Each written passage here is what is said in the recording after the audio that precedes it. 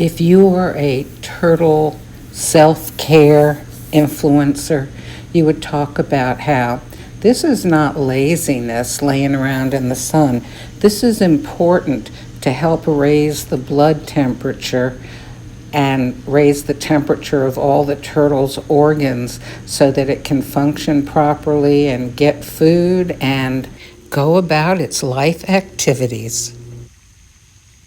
Turtles also bask in the sun to help produce vitamin D3, which is important for healthy bones and a healthy shell.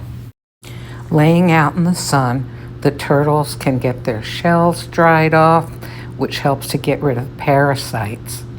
It also gives them a chance to relax and breathe easily since they're not spending time under the water.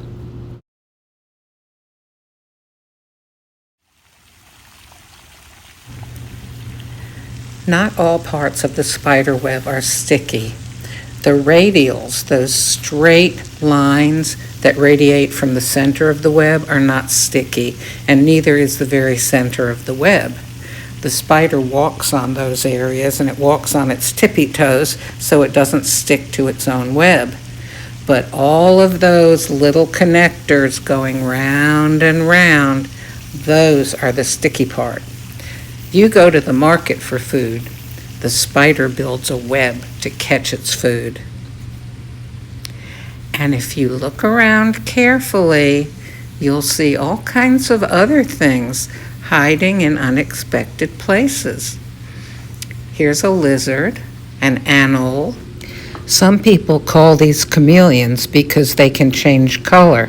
But a chameleon is a specific type of lizard, and there are many lizards that can change color that are not chameleons.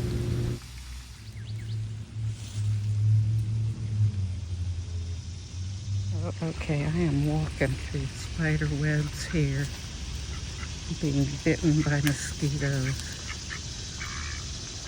Okay, the male duck is shooing all the babies out into the water. The mother duck's just sitting there. I guess she figures she'll let her husband take a shift here. See these white things that are sticking out around the edge of the wing? And you can also see them on the tail. They almost look like white needles. What they are is the beginning of feathers.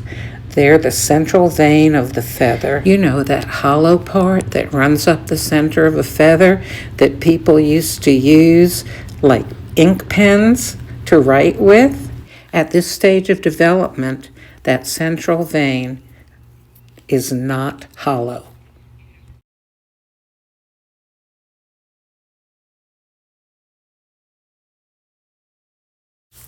It's full of blood vessels, which will help to grow the feathers. First, little side pieces will grow out. And then the side pieces of the feathers will grow other little pieces that hook together to keep the feather nice and smooth. Now the male duck looks kind of beat up because it is molting. Feathers are not self-repairing, so once or twice a year, ducks and all birds will start to shed old feathers and damaged feathers and grow new ones. The reason the male looks so dull is to help protect him and blend into the environment while he grows new feathers. One thing I like to do with my phone is to use it to look more closely at the things that I see. It's really interesting to look at these animals close up, and your phone can help you do that without actually getting close, because you would scare the animals away if you tried to physically get close to them. Look at how interesting the details are. If you keep your eyes open and walk a little slower, you'll see all kinds of things. Here's another anole. These wild ducks look so cute to us, and people like to feed them. But please don't feed them bread. It's not nutritious for them, and it can fill them up, and then they won't eat the kind of food that they need. Instead, feed them cracked corn, birdseed, chopped lettuce, or you can go to the feed store and get some food that's specifically for ducks.